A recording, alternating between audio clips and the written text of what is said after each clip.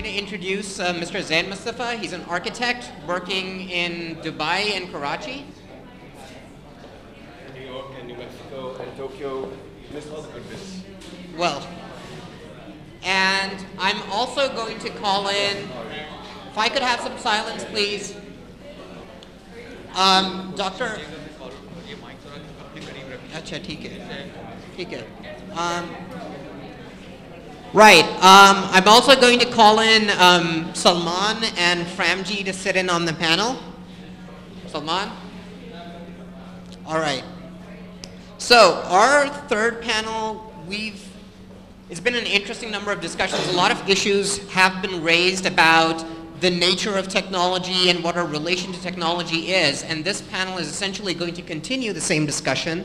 I'm just going to start off with a little sort of abstract that I'd prepared to sort of frame the discussion. And I have two basic questions that I'm going to ask in turn. So we've talked about the new digital age and digital technologies specifically. But really, the conversation, as Framji had pointed out in an earlier panel, around the moral, ethical, political implications of the interventions of technology are not new, right?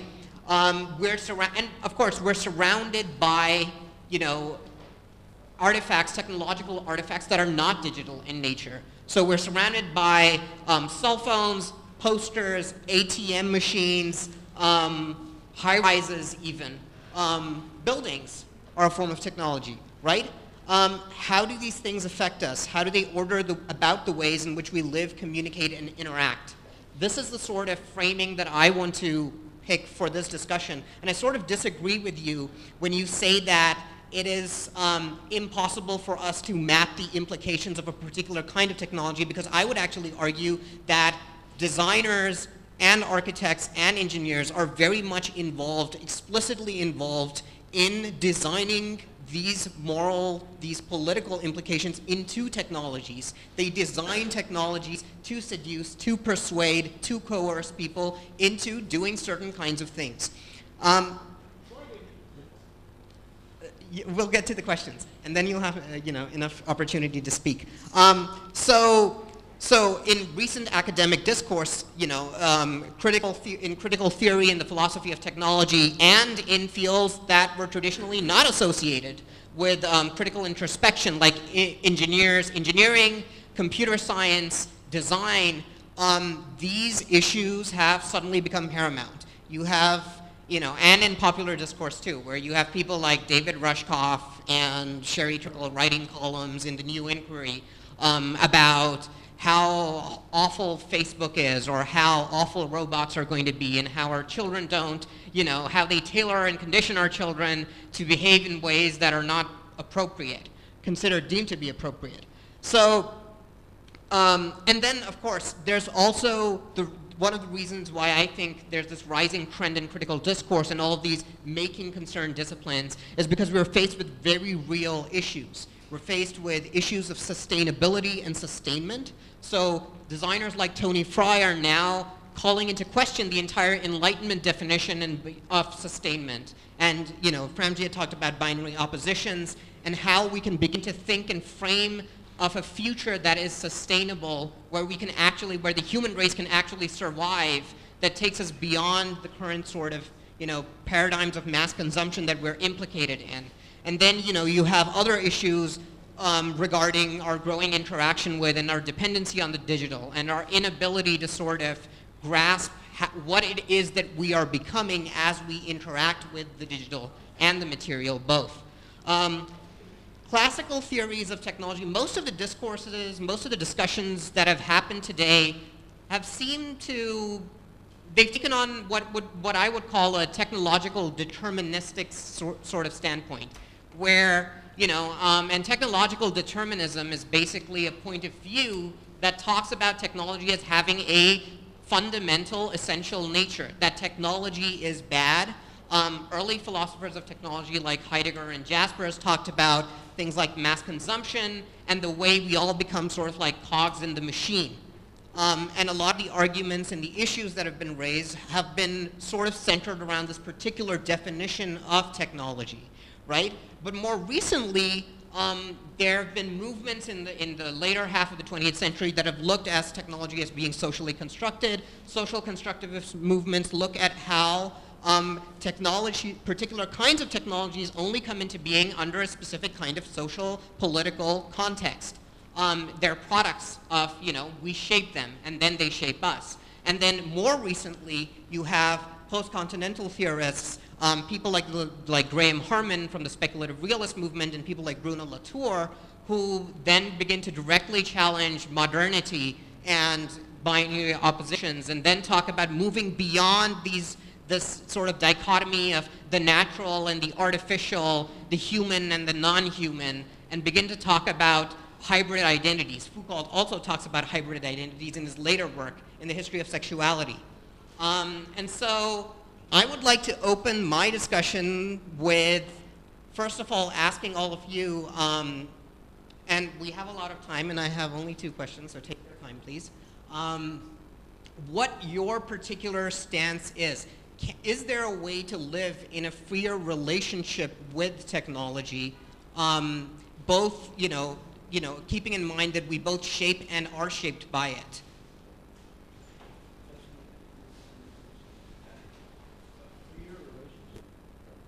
Right, a freer relationship, one that is not determined. I want to move this discussion away from the, we cannot do we're completely powerless to do so, and we are not, there's no way to map the implications of what it is that we actually make.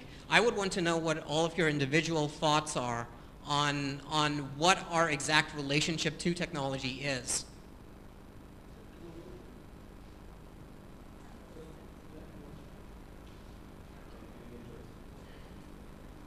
So I don't need that. It's really annoying. Then you hold it. So I have a little bit of history I want to give you guys, because I'm not really sure why any of you are here even, to be quite honest. I come from a slightly different school of thought, but I don't think that technology is such a hawa that we should be so afraid of and discussing ad nauseum. It is what it is, and it may have been the equivalent of a khurpi once upon a time when the first khurpi was created. It may have been as fearsome and as gigantic and sort of scary as the first irrigation systems were laid out in Mohenjo-daro. It is what it is. It's part of human evolution. But I came across a lot of this jargon that has just been handed over to us so eloquently in 1994. So this issue of technology as a tool becoming our leader and the person that we become and we follow and eventually takes on this godlike stance, across the globe with Marshall McLuhan's Global Village, and one can end up talking ad nauseum the semantics of it, and you can weave in Foucault and weave in Calvino and Invisible Cities and the symbolism there, vagera, vagera. But there was a time when my simple email from myself to Salman used to take 45 minutes to go, and it used to drag me up the wall. So Salman, not specifically, but my professor, who was just a floor above, and it would actually be faster for me to run upstairs at Columbia University and say, "Sir, here it is." He'd say, "No, email me." And part of that was to see how the human psyche handled this. So 1994, we'd been studying the impact of technology, specifically in architectural education. I'm an architect. And today, how many years later, 20 years later, 25 years later, it's suddenly become this scary creature. And I'm not really sure I understand, to be honest. I think we have other things that come from it. And I agreed to sit in on this panel to not come in and bash the digital age. I think it has a lot of merit. And there's a lot of things that we are able to do sitting in Pakistan with all of our issues that we wouldn't be able to do without it. Just the sharing of information is something very simple. People, I mentioned this thing about anonymity out there. There's a lot of people that have voices that feel that they should be heard. And if the anonymity allows them to vocalize themselves and express themselves, however ugly that truth may be, it has a right. And I'm not so sure that the whole digital world should become entirely politically correct and only be interested in saving the world and being good. And well, what fun is that? Of course you'll have psychos and you'll have maniacs, and thank God for them. And you'll have the insane people who come and burn your house down. And yes, let them come burn my house down. That's dialogue. That's part of dialogue. You don't think the Trojan horse was their equivalent of the digital age? What did it do? It's a whole new form of technology as a concept. How will we take over these people? So I think that this question of the human condition, which is what was posed originally, right? This is what we're here to talk about, is human condition. I think there's some of these things in the digital age that we take far too seriously. And we need to just sort of like chill out and go with the flow, to be quite honest. I don't think it's all bad.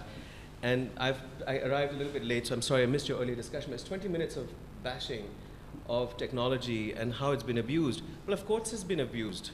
So have high heels. Don't tell me high heels haven't been used to poke somebody's eye out. Right? But then there's also daggers. Daggers have been used for beautiful performances. They're also a murder weapon. So I think it's a bit much that we're not able to sit back and look at this much larger picture. It's funny you should talk about architecture. There is a building that today is being potentially torn down. You may know it. The old US consulate on Harun Road, Abdullah Harun Road. And thanks to technology, the sharing of information and email and access that you have to all the information out there, we're able to very, very fast sit down and say, how do we get this to stop happening? Very fast, in less than 24 hours. There's no way that this would happen or that a group of people across the world would have gathered to say, let's stop this building from coming down if we didn't have access to the speed of technology and that space that was described earlier. It's quite a beautiful space. It's very euphoric in many, many ways. It's magical, it's fantastical. And I'm not sure why we're not talking about all the poetic elements of the digital age and the impact it has on human condition from that perspective. Control mechanisms, nothing new. You don't think the Mayans had control mechanisms? Kaun si badi baat hai? Come on. Surveillance, big deal. Your parents have done surveillance all your life till you get married. And then they continue afterwards. If you're a son and you have a mother, she will continue to survey your activities. If the wife doesn't do it, the mother will do it. And if they don't, the sister will do it. Come on. Or they all together. Or they all together do it if you're in one of those convenient situations. That's what makes life hell. So, I mean, should we be talking about Calvino's invisible cities? Is this an invisible city to look at? A valley? It's boring as hell, of course, but so is bashing it. That's my take. Salman, no, not at all. The discussion's just getting interesting. Yes. What was your question? I've had coffee, so I'm somewhere else. Right. How I do want to you know see how you as define the- these how, relationships. how do you see What does the that mean? relationship between technology and the human? If technology is not this overarching paradigm that's been enforced on us and that we're simply a part of now, right? And it enforces its ways of doing things, then what is it? How do you see the relationship between humans and technology and technological artifacts? I think that the human mind imagines what it perceives and then it builds it. And if you go back and you think about what it can imagine just about anything. So in its very abstract form, an artifact or technology in that way is just a construct of imagination. So I don't see how it's a free or an unfree relationship if it's in my mind. It's here. Okay. So you want to ask me where it came from? No. What? I think your choice of words was really freaky. I mean, I don't understand that. So here's the thing. Is there No, a relationship of bondage between humans and technology, one ties up the other, or the other the ties arguments up that the we've one? heard all day talk about it as being some form of, technology is bad, and we are, in a way, we're powerless to do something because we're stuck in the systems that we're stuck in. I see what you're saying. How do you see that relation? Well, I see it in terms of, chicken and egg. But where I am right now, if you see, life is a process, right? Where I am right now, what I see is that at this moment in time, when robots are on the battlefield in the near future, thanks to DARPA, will a robot be put behind bars for killing an Afghan child? Can I have an answer from you? Then I'll tell you which way technology is free. Well, so the drone operator who fires the shot and kills 17 people in Afghanistan in a marriage party, does he go to field court-martial? He doesn't. no. So technology is a tool for doing stuff that we can't do ourselves in its completely dystopian form. Right? So I want to ask you how I am supposed to answer your question when I am faced with all the crap that technology is giving me and you're giving me no power to respond. When I am faced with a 17-foot behemoth firing laser bullets at me 10 years down in the battlefields of Pakistan, Ahmed, what is my response? Am I free? So where does... You moved to Canada. What is the response of whoever is going to face that 17-foot behemoth? So where do you believe the moral sort of agency lies? Does it lie with, do you think technology is a neutral? Do I hear you saying that technology is a neutral? No, technology is certainly not neutral. Absolutely not. I would not say that. Okay. Yes, please. You know, one of the things that what this assumes and what this conversation assumes is that technology is somehow separate from us, and there is this category that we call human, and that the technology is somehow different from that, that the category technology is not human, right? But we are all, technology is a part of our bodies, literally. It has been for a long time, right? You have a technological apparatus on your face. You're wearing one right now, right? We will get to the point where, like in the remake of Total Recall, like Colin Farrell, we will have a telephone in our hand, which we can, you know, press different parts of our palm and then talk to people. They will also track us, and they will also monitor our heart rate and our cholesterol rate and whatever else, blood pressure, whatever else it needs to monitor, right? That the Borg is actually is the direction in which we are moving, right? We are the Borg, resistance is futile. And the notion that somehow we are separate from technology, that we are separate from those prosthetic things that enhance our lives in any number of different ways. We were there many generations ago, right? And the way technology has progressed, we are incorporating aspects of technology into our very body, so that there is going to be eventually very little distinction between what is technological and what is biological, right? So the cybernetic organism is almost a reality. So when you say, can you arrest a robot on the field, right, for killing an Afghan child? Well, essentially, if we are moving towards this not just appropriation, use of, but appropriation of an assimilation of technology into our very bodies, then the very notion of guilt or innocence or ethics in relation to human agents as opposed to technological agents will be a fundamentally different question. Right? You're asking a question, but I'm just asking for an answer. Yeah, but you're asking a question based on a set of parameters that exist today, right? Or that we assume exist today. Framji, moral agency will remain whether you like it or not. You hope. You really hope. So what will take its place in terms of some kind of agency that humans have, even if they give up some of their agency to technology? Somebody somewhere along the line has agency, right? Or do we just completely give up agency? If I might add, this is a question that's been raised most recently in design discourse by people like Peter Paul Verbeek, where they call for a new kind of material ethics to emerge. We need a new kind of understanding of hybrid identities, of the drone operator and the drone as being a single entity instead of two separate things. You know, the guy who sits at the actual, you know, all the way in the US, but he's operating a drone in Afghanistan or Pakistan. And so that's, you know, just a comment on what you said. There have been calls for a new way to frame and define the way, you know, define ethics, define morality. No, I think we need to define geography. I think the problem is our own semantic structure for all of this is, I think the language we use is dated, and the space we're inhabiting is not. So I think we're limiting ourselves by actually the choice of words. Whether the drone operator is in location X and the drone is in location Y is totally irrelevant.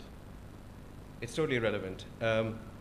It's a pencil, and you can draw naughty, nasty pictures and you know, abusive drawings that you can throw at your teacher, or you can, you know, recreate the Frere Hall, or you could turn it into Zaha Hadid. It's still the same pencil.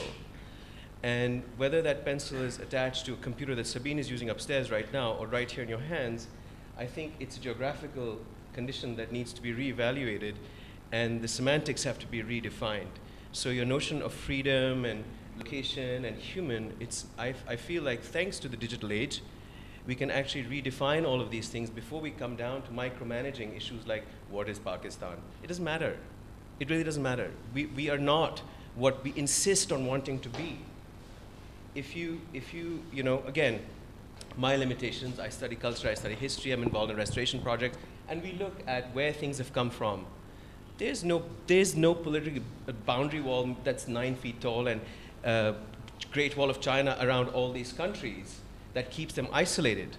I think interesting thing for us to talk about in the digital age is the role of isolation. What would happen if we were to redefine this open-ended infinity environment with gigs and gigs and gigs of space that hasn't been urban planized, so to speak, and then say, how about we shut ourselves off and turn into what was once China and what was Indira Gandhi's India and what was Germany? Then what would happen? And I think our semantics, the language we use to describe this, has to all be redefined, because I think it's holding the discussion back. To pick up on something that Zain said. So almost 10 months ago now, right, we had a conflagration in the city where a bunch of people went and burnt down a whole bunch of movie theaters, yes? And the conventional narrative about that is that somebody posted a blasphemous video on YouTube, and that was the fundamental cause of the riots that happened in Pakistan. But it really didn't happen that way. It actually didn't happen that way at all. It's not like 40,000 people actually went online, saw the video, got inflamed, and then went spontaneously out on the street and burnt stuff down, right? Absolutely didn't happen that way. If it had happened that way, then you could say that we have 80-90% internet penetration, right? One of those wonderfully gendered terms that we use in this country, and we don't. We fundamentally don't, right? So some other things had to happen before that riot took place, and it's not coincidental that it happened on a Friday. It's not coincidental that it happened right after namaz. It's not coincidental that it happened in a particular structured way. It's not coincidental that a particular politician actually, after the event, announced a fatwa. Where did he get the money from? He got it from the insurance money that he collected after his movie theaters were burnt down in Peshawar. Why was his movie theater in Peshawar burnt down? Why did he not care? Because he was showing porn films and the Taliban were going to shut him down in any case. So, you know, I mean, this is a much more complicated event than any of our conventional narratives might actually suggest. And that it is exactly the problem that we have these conventional narratives that we use to explain certain kinds of phenomena that happen in our country, and we don't have the language to actually think about the complexity of how digital communication works in this context. And it is about digital communication. The guy who actually made the video and launched it is a Coptic Christian from Egypt who has all sorts of reasons to be angry at the Egyptian government, right? And he did it as a challenge to the Morsi government, which was then used in Egypt as a way of actually fingering Morsi, who has now been deposed. It had nothing to do with insulting the Islamic world, though it may have peripherally had something to do with that, okay? Not that he had legitimate reasons or there's any reason to inflame anybody, but his motivations are clear. He did it for a very specific set of reasons. How it actually got here, he posted it on July 1st. Everything happened here in September. Right? So it's not as if somehow he posted it, it immediately went viral, people saw it and got upset. Didn't happen that way. There were a lot of sort of intermediary steps that had to happen before that specific event happened. To come back, and this folds very neatly into my second question, and it folds into what Salman and Zain have said, that where you have, let's take the example of drones, right? So you have someone who created that computer terminal that the operator is sitting at. Someone created the drone. Designers, engineers, architects are all involved in creating and explicitly enabling, you know, you enable technologies to do certain things. How do you see the role of the architect or the designer? You know, in terms of, like, if to take your question on where ethical moral agency lies, does the fault, you know, one question that could easily be posed is, does the fault lie with the person who designed that terminal and the drone, or people who design these technologies to do certain things, should they be more conscious of, the explicitly aware of what they are designing these technologies to do, what they are enabling people to do? All right, so like I said, it's a thought in my head, right? So are you going to censor my thoughts because now I've decided that my technology that I will develop because of my thought can or may be used against people or against society in a certain way? So what am I doing then? Am I ever going to be able to create as an individual who's thought of something, and now being an engineer or an architect wants to see that thought in action? How can I think of the ethical repercussions while I'm creating? And once it's created, it's a genie out of the bottle. It's gone. So then, how can I be held accountable for something that I just created on a whim as a creative fantasy, and now it's a reality? How can you blame me? So I'm just a vessel. So I don't know. This is the point. Where does the agency really lie? What is the creative process? And can the creative process be put to a moral filter? And should it be? It can't be, because then you're not creating. So you can do the moral filtering after the fact. What does that mean? We know a lot of poets in our part of the world threw their divans at the end of their lives. They burned them because they felt that it didn't reflect their end of life moral state. So they burnt a lot of their work. So Ghalib did, for example. So this kind of self-censorship can't happen in the creative process. And when you're making something, you're in a design lab, you're working as a team, you're producing a patent, and God knows how that patent is going to be used down the line. I don't know how to answer your question. Well, what about, you're talking about self-censorship, but what about any kind of design problem? When a designer tackles a problem, he's working within a set of, parameters, which he has defined, right? There are certain kinds of ways and things that he has to think about. The problem has to solve specific, a specific set of issues, for example. Now, these are arguments that are becoming big, especially in places like sustainable design, where now you are actually faced with having to question, well, what are my definitions of sustainability and sustainment, right? And then if I am designing something, what mode of, how should I go about designing it? So I would say that these ethical, but also political, social, behavioral concerns are of paramount. They weigh in on the design process. In human-centered design, in sustainable design, as it is being practiced all over the world. I'll let the architect take this one. So, to attempt answering that dense question,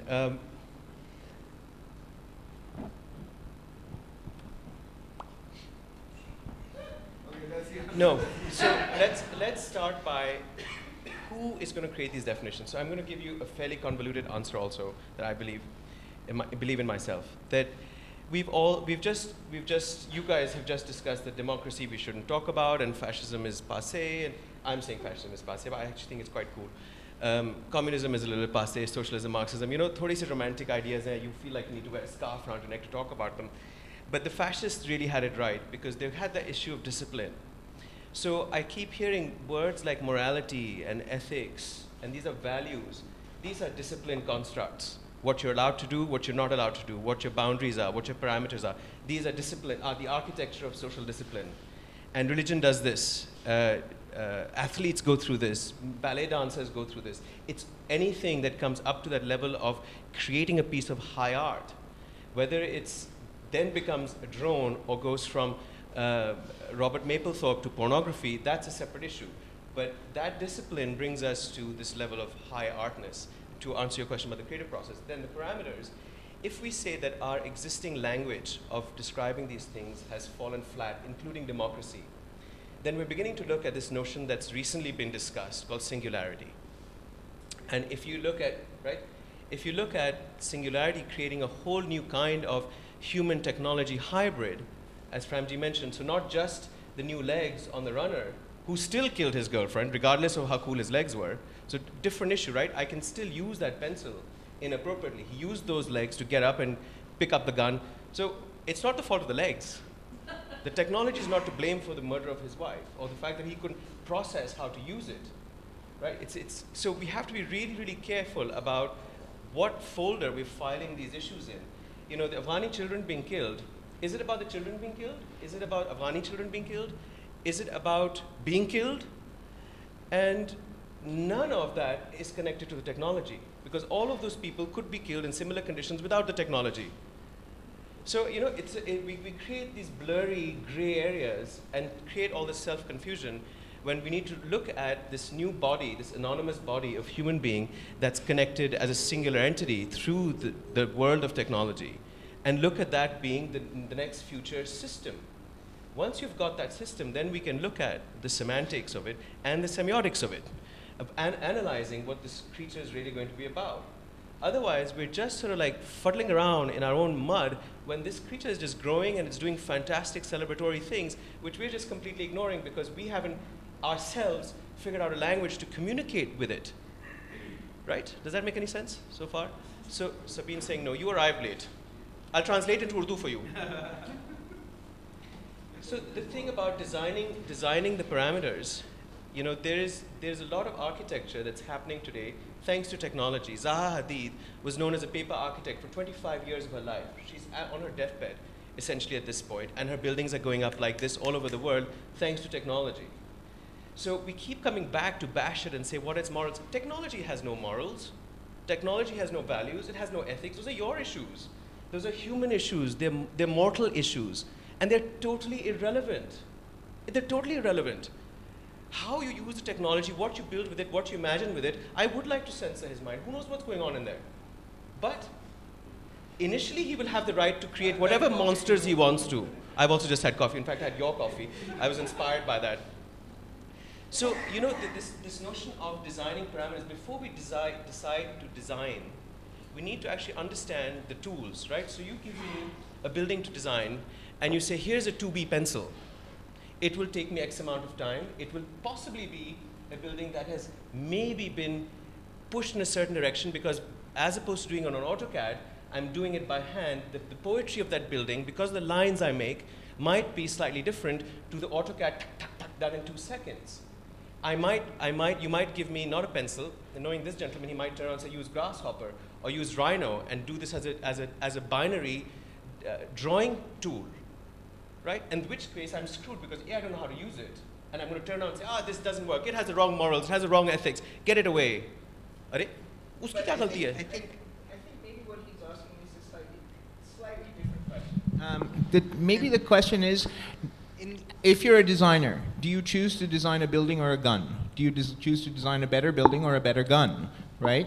Is there an ethical question? Is there an ethical issue there? And sure, there's an ethical issue there. If you choose to design a gun, you know what you're doing. You're designing a gun, and you're designing a gun that will be used in some, that its primary function is to kill, right? Whether it's in the service of protection or in the service of annihilation, it is designed to kill somebody, essentially. That's my point. It doesn't matter. It really doesn't fundamentally matter. What matters is the social ideology that we are using to make those kinds of value judgments about the design itself. That's the only thing that matters. It's actually different symposium altogether. Yes. We've gone into a parallel symposium, it seems. Right. So in the interest of time, because we only have, I think, 3 minutes left, I would open this up to questions from our esteemed audience. Yes. Okay, I think what Ramji and what Diana are saying is true. We cannot hold technology accountable for what we do with it, but we can control some of the negative aspects of technology. For example, There are no negative aspects of technology. You know the negative aspect of technology. let me finish. The user. For a general public. Rephrase control. For example, I can't compute your question. You don't use the word control. I'll give an example. For example, Concorde was a jet that was used. We all know that, and it used to break the speed of sound.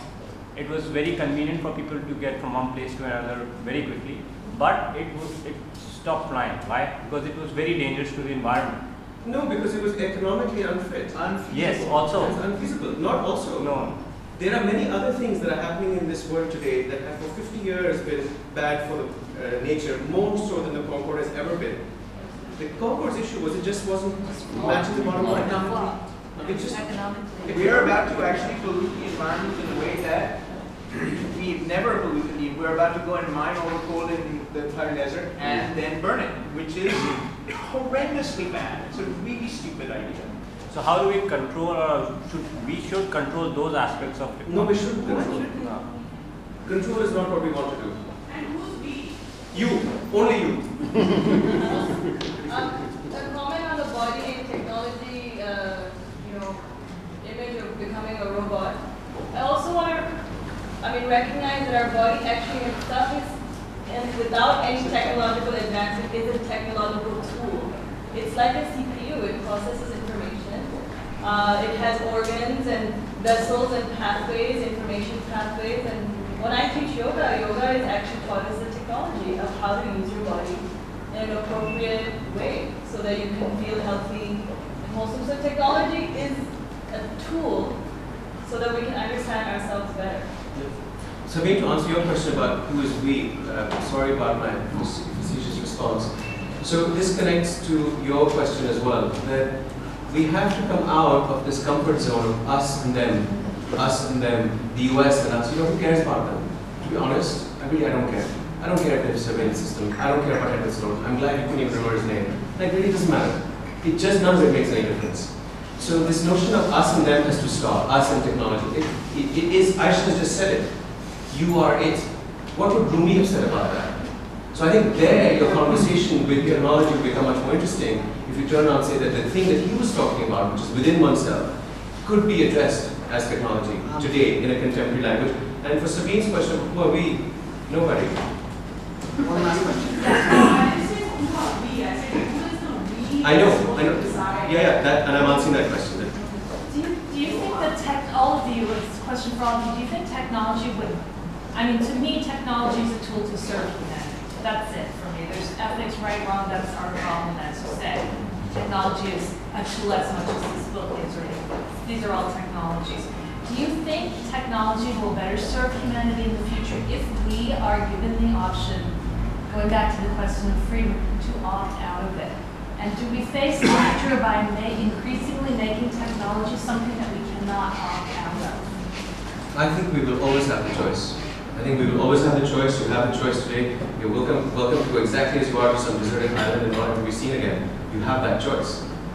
We always have that choice. You always have that choice. So the fact that we take on, we depend on, and we lean on technology and then complain about it, it's like you've got these crutches and you're still bitching about it constantly. ये नहीं कर रहा, वो नहीं कर रहा, उसमें shops नहीं है, उसमें auto turnaround नहीं है, उसमें गर्मी लग रही है. I mean, come on. It's really a culture of just complaining and not constructing. There's this moment in this film, 1975, I think, Network. Has anybody ever seen Network? Where the mad prophet of the airwaves, Howard Beale, right, tells everybody, right, turn off your television set, go to your window, open it, stick your head outside and yell, I'm mad as hell, as I'm not going to take it anymore, right? And then suddenly all over New York, people are putting their heads outside. But the thing that they haven't done is they haven't turned off their television sets. He's actually told them to do it, but that is exactly what they haven't done. That they're continuing to watch him while they're also protesting against what he calls the machine, the corporate machine that has essentially taken over their lives, right?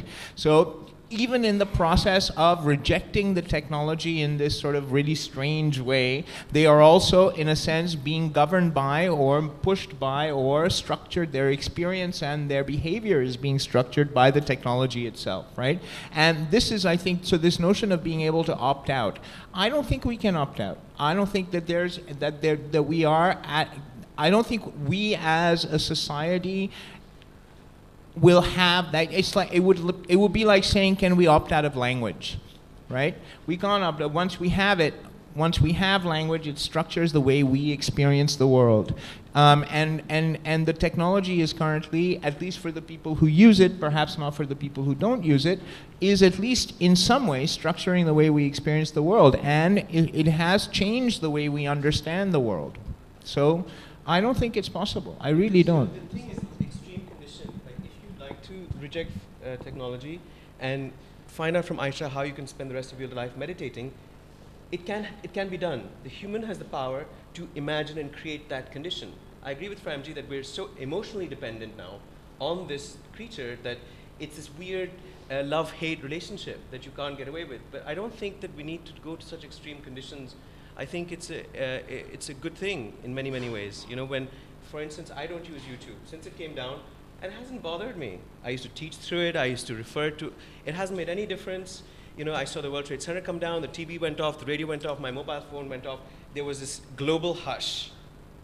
And we bounced back. I'm still sitting here alive and being obnoxious. Can I? Yes. I believe that.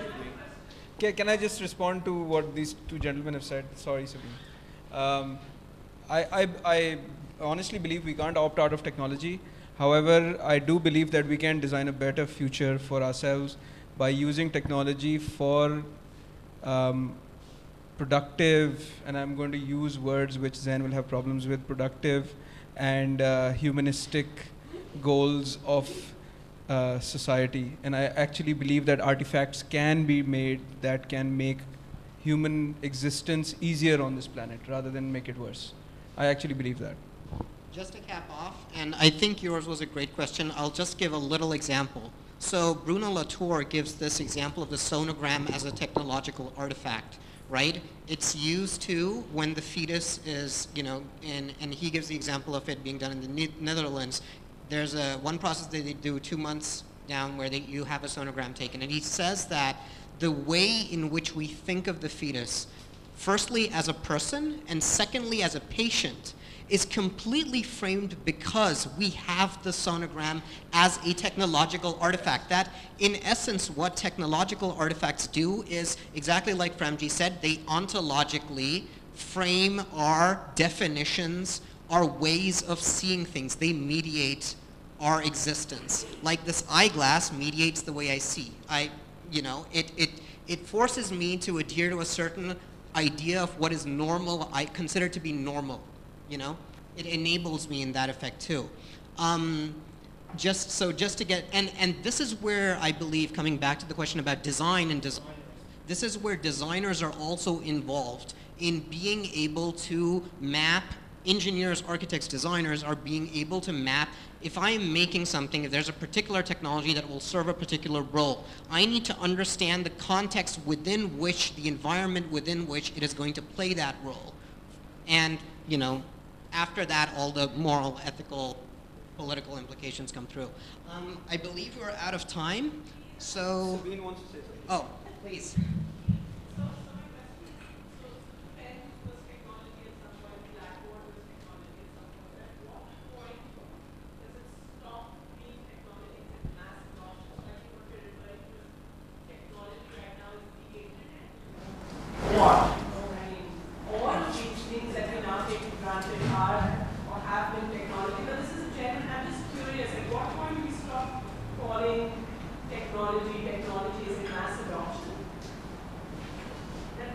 It doesn't make any decisions for itself until it's not making its own decisions.